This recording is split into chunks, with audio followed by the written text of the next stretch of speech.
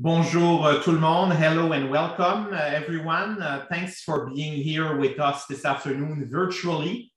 Mon nom est Daniel Bélan, je suis le directeur de l'Institut d'études canadiennes de McGill. I would like to begin by acknowledging that while we meet today on a virtual platform, McGill University is located on land which has long served as a site of meeting and exchange amongst Indigenous peoples, including the Haudenosaunee and Anishinaabe nations. We do this to acknowledge the importance of the land on which we work, study, and live, and to acknowledge the complex web of relationships of which we are a part. I want to note before we begin that today's lecture is being recorded. Please make sure that your microphones are muted in order to avoid any interruptions. If you have any questions, you can use the chat box. There will be a moderated Q&A period following Dr. Hewitt's lecture, and you are welcome to submit your questions at any time in written form using the chat.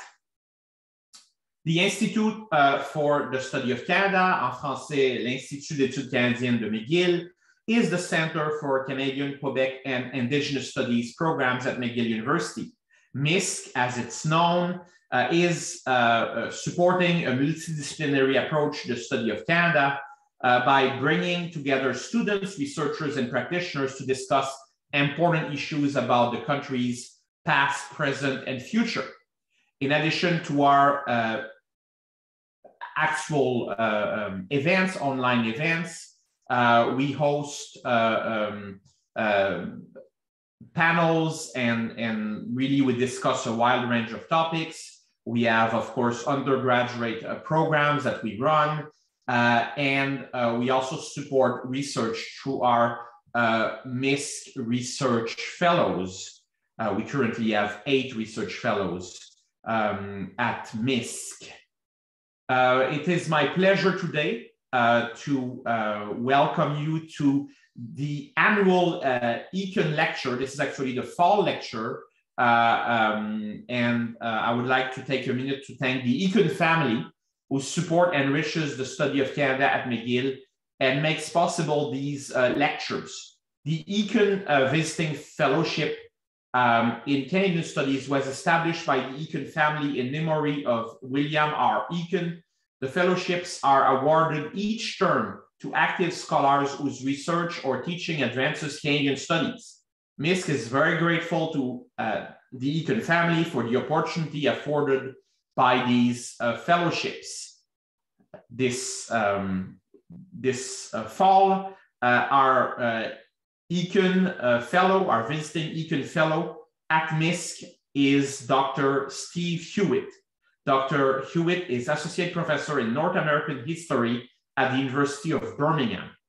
I will now turn over to Dr. Hewitt, and I will be back for the Q&A, which I will moderate following this lecture. Bienvenue, Dr. Hewitt. Merci beaucoup d'être avec nous aujourd'hui. It's all yours. Merci beaucoup, Danielle. Bonsoir, everyone. Welcome. A couple of caveats. One is I have a very noisy street outside my window, so you may occasionally hear traffic noise whizzing by over here in the plateau. And also, I, during lockdown, bought a rather cheap camera, which makes me look like I've been under a sun lamp for several days. So I'm not actually this red in real life. I'm a bit nervous, but I'm not that nervous that I look so red. So I will add that as a caveat as well. Merci, Danielle. Thank you as well to McGill. Thank you to MISC. Thank you to Gail Eakin and the Eakin family for their generosity, for letting me come here and spend the last few weeks at McGill in Montreal. It's been an amazing opportunity.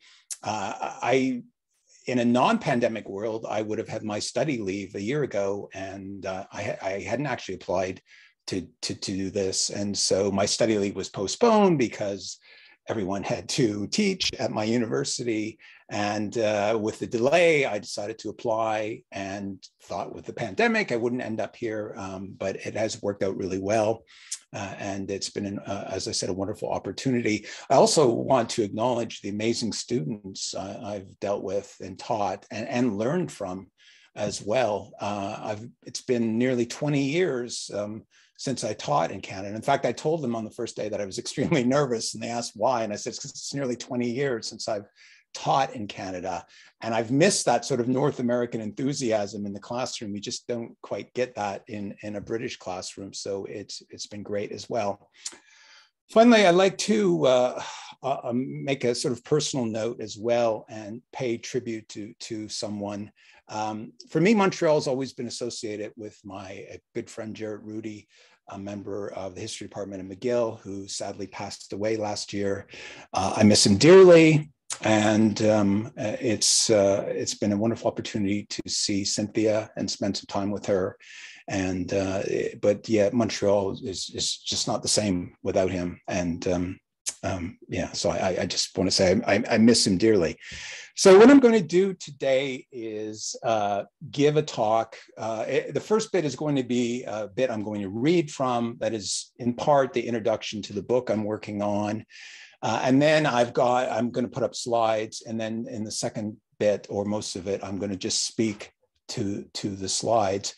So this is a project I'm working on. I've been working on endlessly. It's the longest I've ever sort of labored on a book.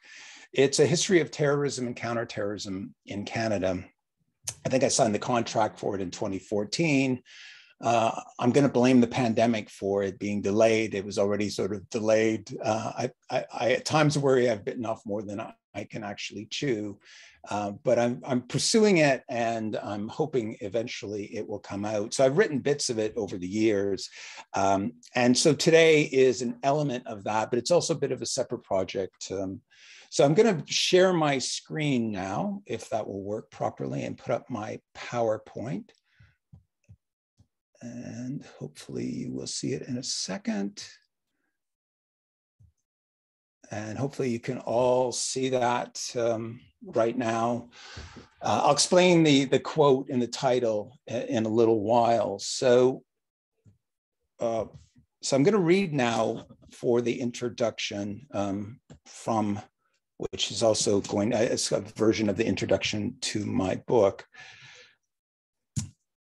300 meters and 136 years separate Canada's National War Memorial in downtown Ottawa from a building near the corner of O'Connor Street and Spark Street in shared acts of public bloodshed. The War Memorial opened, and of course, that's the War Memorial on the one side of the screen. The other side is the building that was there in 1868. It burned down in 1870. So the War Memorial opened in 1939, and the Spark Street numbering has changed over the years. Today at Sparks and O'Connor stands a shop geared to the tourism trade. In April 1868, when the European construct called Canada was less than a year old, Mrs. Trotter's boarding house sat there at 71 Sparks. In the early hours of a snowy Ottawa morning of the 7th of April, a man wearing a white top hat and smoking a cigar rambled down the street using a silver cane. He bent over to unlock the front door of the building, which held his temporary Ottawa residence. As he did so, a figure materialized out of the night behind him, placed a pistol to the back of his head, and fired. The bullet entered the body of Thomas D'Arcy McGee, an Irish-Canadian member of Parliament, father of Confederation, and 6 days short of his 43rd birthday, through his neck and continued into his mouth, smashing teeth in the process. McGee collapsed mortally wounded and died shortly afterward, the first victim of political violence in post-1867 Canadian history. Lacking social media, but not without instruments to demonstrate their horror at the violence, Canadians announced their fury through newspapers, religious sermons, lectures, letters, and petitions. Tens of thousands gathered to view McGee's funeral procession as it wove its way through the streets of Montreal towards his burial spot in Cimetière Notre-Dame-des-Neiges. Much of the anger centered on the motivation of the alleged 28-year-old perpetrator, Irish nationalism in the form of Fenianism. At a public lecture in Peterborough, Ontario, a speaker decried the Fenians, who he said were, quote, merely the dregs of society whose lust for power deprives them of all honesty, unquote. The Archbishop of Halifax in an oration observed that McGee had, quote, lost his life to save the people of this country from a band of assassins and for the unpardonable crime in their eyes of fearlessly expressing his honest political opinions in this free country, unquote. A reverend in Ottawa lamented that McGee had been, quote, doomed to an untimely grave by the members and agents of an association or secret brotherhood, which aims at subverting the institutions and the state of Canada. So back eastward along Spark Street towards the Rideau Canal, a passerby encounters a National War Memorial, the centerpiece of commemoration for Canada's dead in military conflicts. Here on the 22nd of October, 2014, 20 days before the official Remembrance Day ceremony, an unarmed Canadian soldier, Corporal Nathan Cirillo, stood on ceremonial guard duty. A small gray Toyota pulled up and a lone gunman emerged. Using a rifle originally designed in 1894, he shot Cirillo twice in the back, fatally wounding him.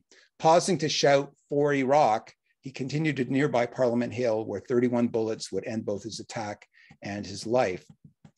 The shock and anguish over Cirillo's death would echo the response to the murder of McGee. Thousands of people lined the streets in Hamilton, Ontario to witness his funeral procession, and the Prime Minister of Canada, Stephen Harper,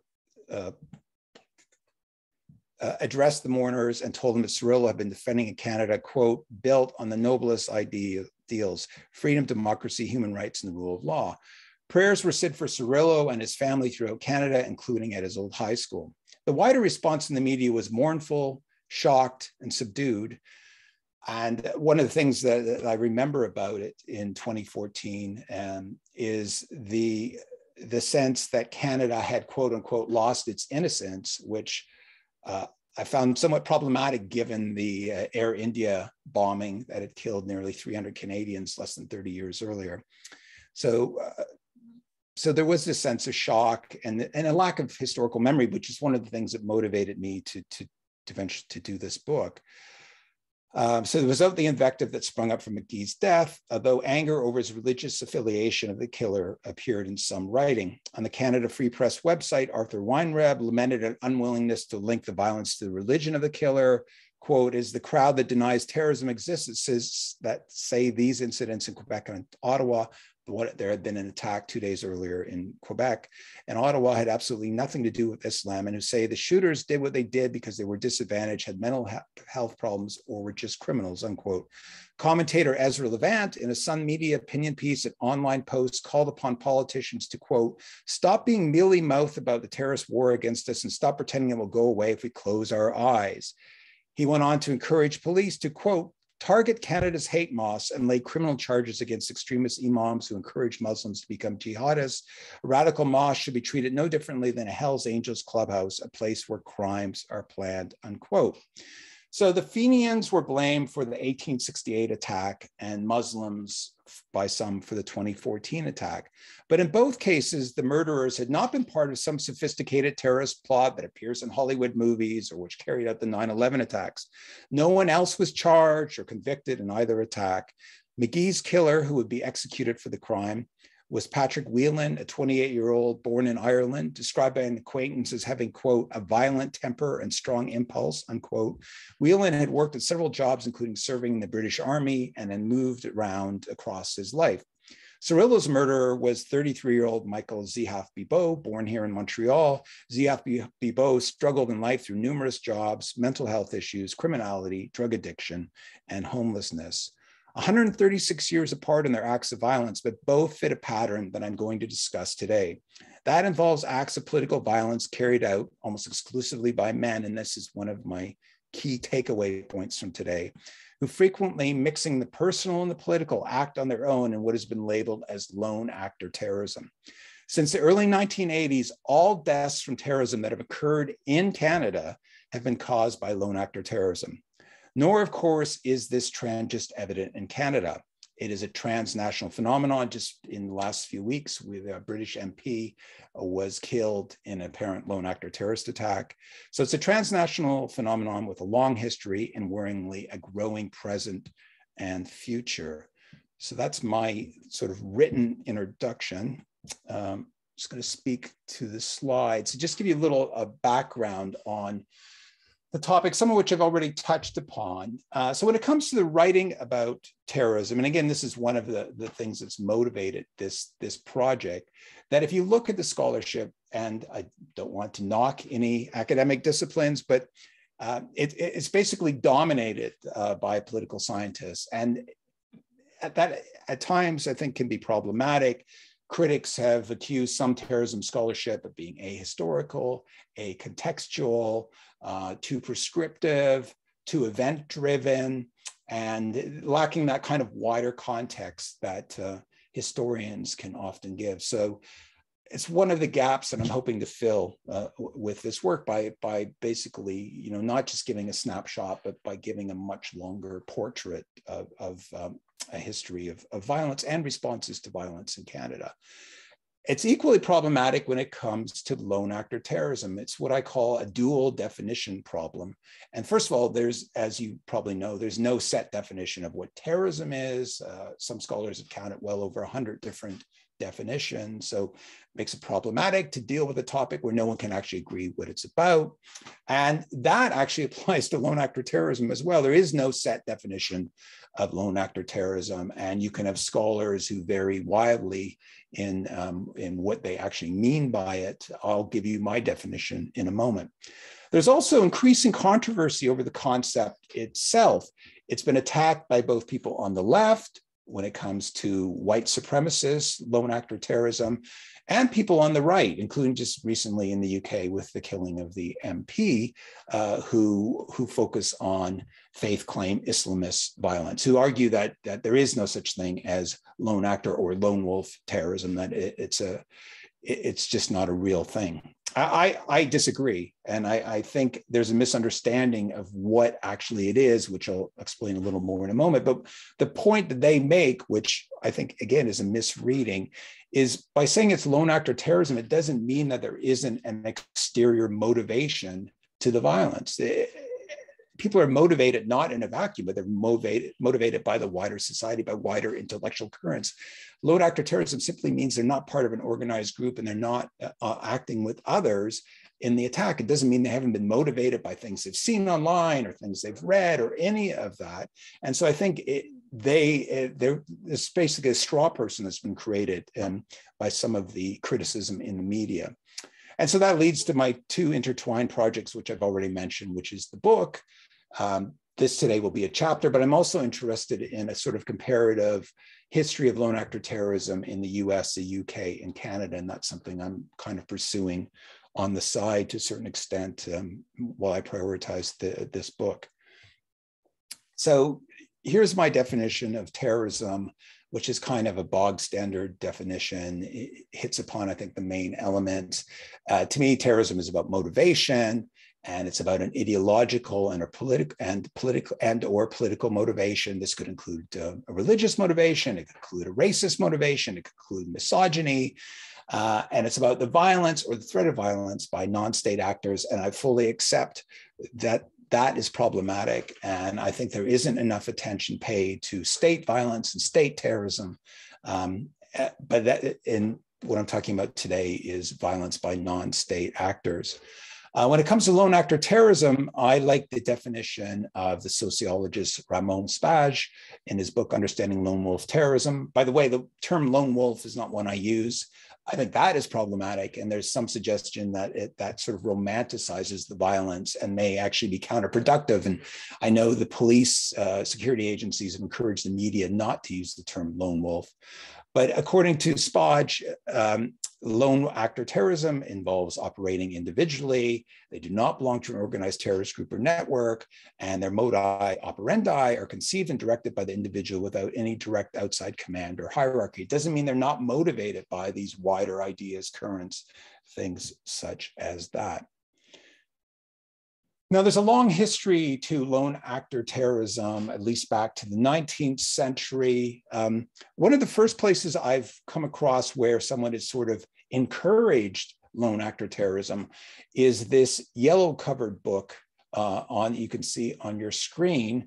This is an English translation of a book written in German that was published in 1883 by a German anarchist by the name of Johann Most, who emigrated to the United States. Actually, he was forced to leave Germany because of his politics. He ended up in Britain, running a newspaper. He wrote an editorial celebrating the assassination of Tsar Alexander II, got thrown in jail in Britain. As soon as he got out of jail, he was on a ship sailing to the US, where he got caught up in anarchist politics there. And he wrote this book effectively as a how-to guide to terrorists, although he didn't call them terrorists, revolutionaries. Terrorist wasn't a label that was regularly used at the time.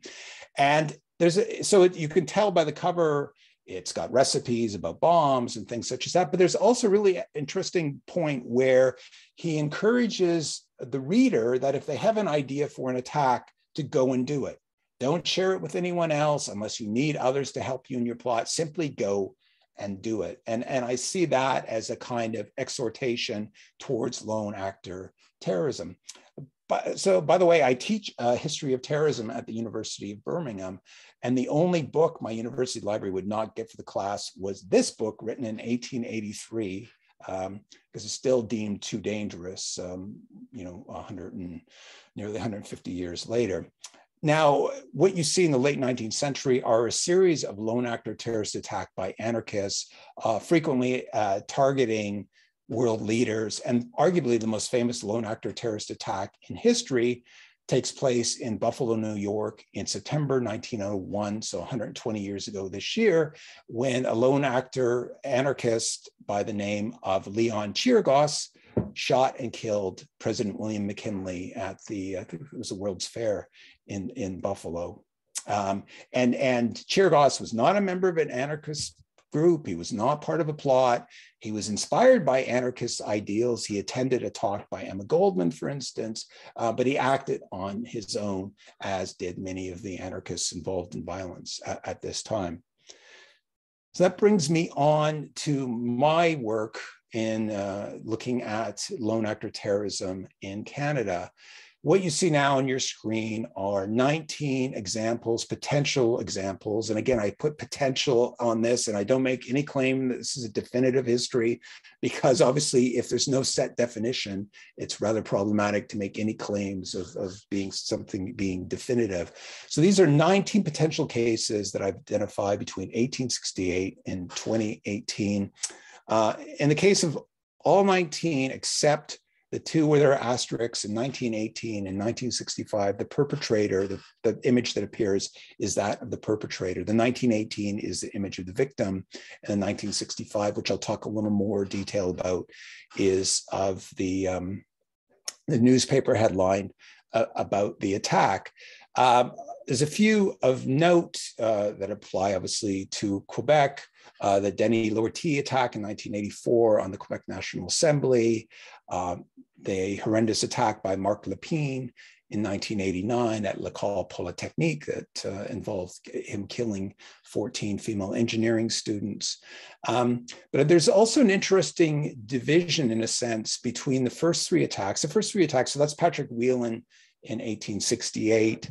The second attack is in 1914 by Mewa Singh Ji, a Sikh immigrant to Canada who killed an immigration inspector because of his mistreatment of Sikhs. And the third one is a Chinese immigrant to Canada on Vancouver Island, a Chinese-Canadian barber by the name of Wang Chun, who shot and killed a Chinese cabinet minister who was visiting for political reasons. So these all had sort of clear political motivations. Now, I have to add, the records in terms of their personal backgrounds are more sparse. So that might be what I'm claiming now might be a lack of records. But what happens beginning in the 1960s, I think, is what you see as the kind of modern version of lone actor terrorism, where there's clearly a mixing of personal grievance, personal lives, the micro, and a wider sort of political cause. So it's individuals often who are struggling in life,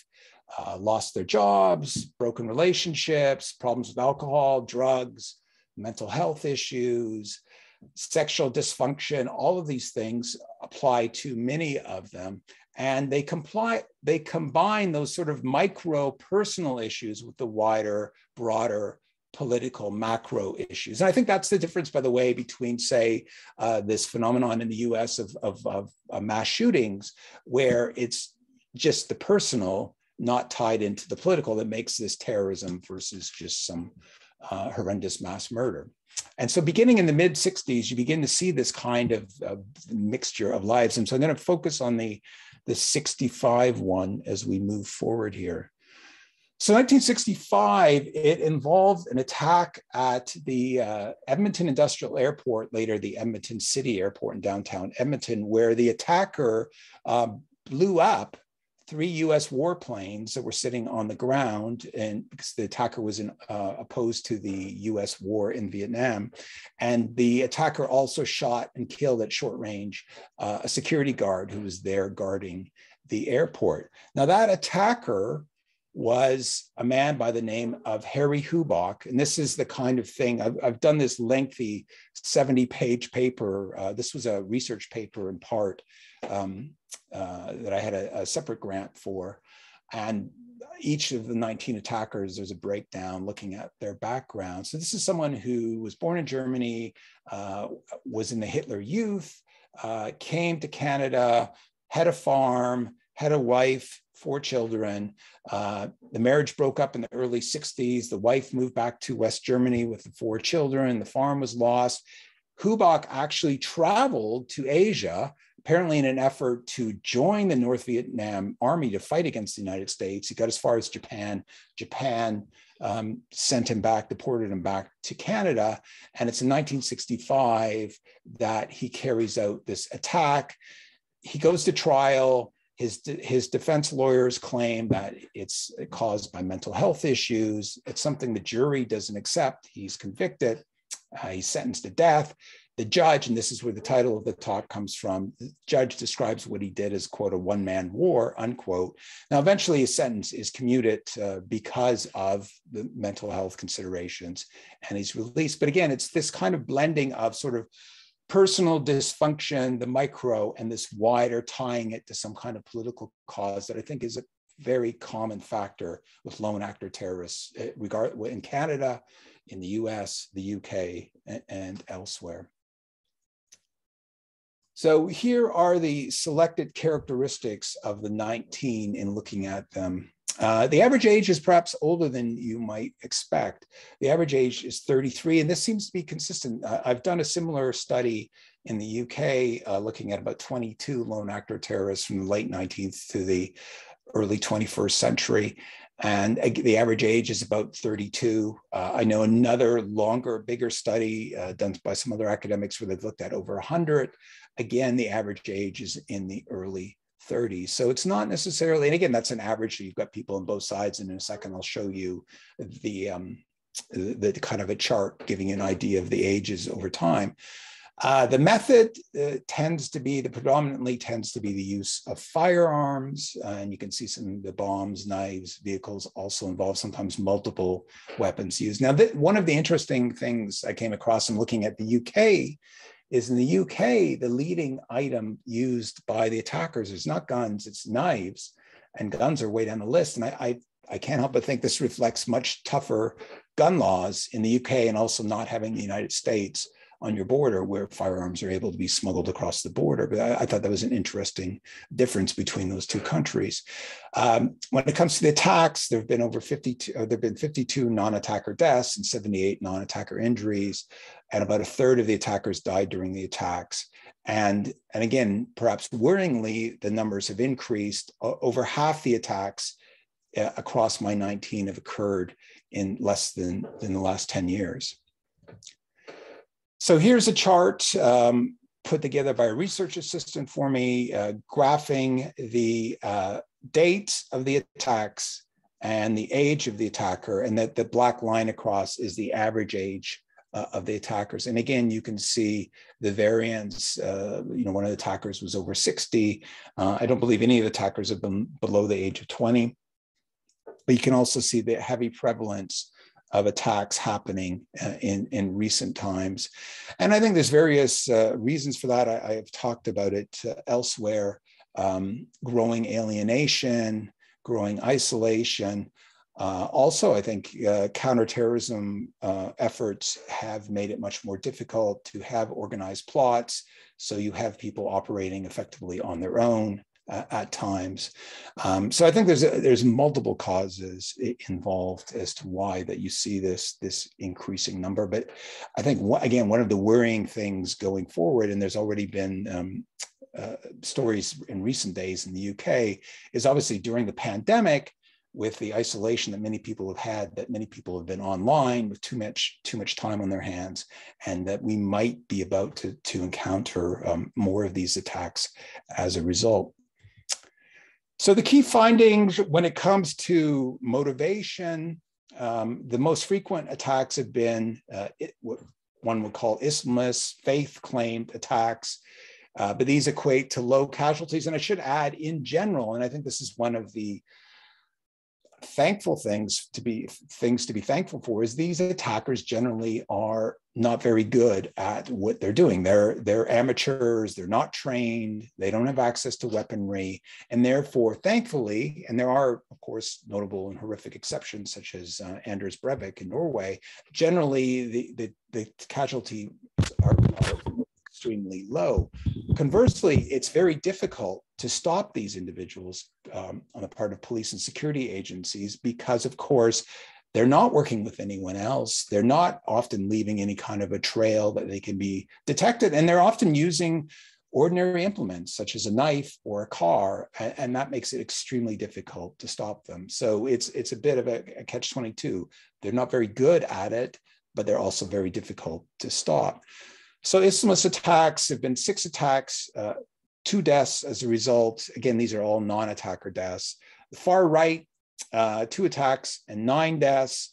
And misogyny, and again, perhaps misogyny should be included with the far right, have been the deadliest of all, which I think is really interesting and something that, I think it's very positive that Canada became the first country in the world to treat misogyny-motivated attacks as a form of terrorism, laying the first ever terrorism charge, I think it was last year, in such an attack. So there's a couple of other things that struck me. One is the relationship status that, and again, these of it. 1918, I was able to determine relationship status, and a high percentage were single, divorced, separated, and that perhaps speaks to turmoil in their personal lives. Maybe nothing to lose, something like that. But the other thing, and this is the kind of key takeaway, and it's the key factor that connects almost all of the attackers, and that is that almost all of the attackers have been men. And this is true when I've looked at it in the UK. This is true in the United States. When it comes to the mass shootings, they're almost exclusively carried out by men. And yet gender is rarely discussed in this context. Now, imagine if 18 of the 19 attackers were women. We would talk about gender. Imagine if 18 of the 19 attackers came from Saskatchewan, or 18 of the 19 attackers were left-handed. We would be talking about why that is. But when it comes to gender, and you see this with the Government of Canada, when they put out calls for research grants, when they talk about gender, they mean women.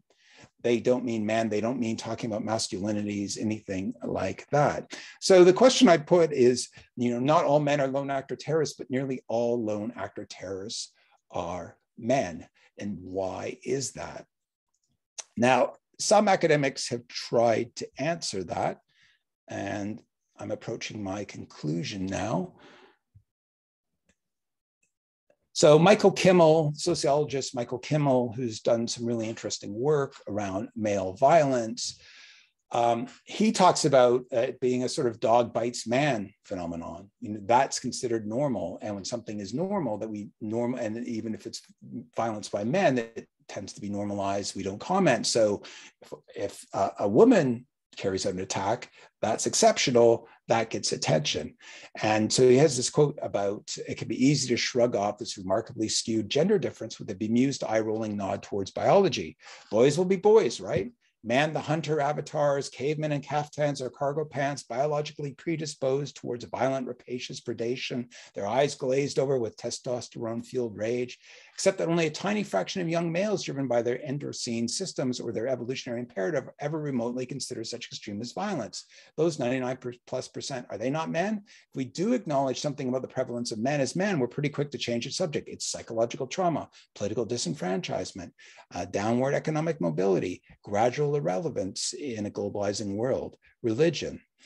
And so in my work, I've talked a little bit about masculinities, about some masculinities. And again, it's a fine line between talking about masculinities leading to violence and sort of absolving the attacker of their own individual responsibility.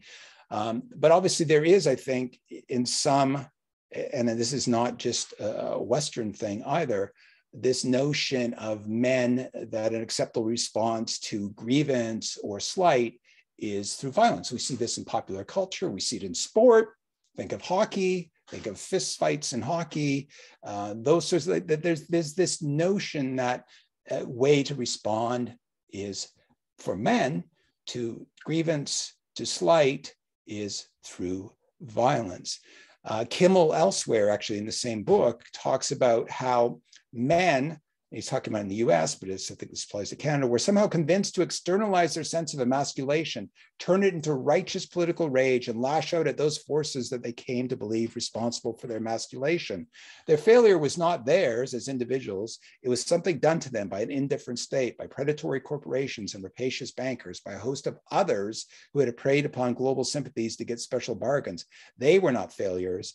They were victims. And I think you see this with many of the lone actor terrorists, that there's these personal failings, struggles in life. And again, some of them might be unfair, but the response is this idea of almost redemption through violence, of pulling something out of a failed life by striking back. And so connecting the personal grievance with the bigger political, ideological cause.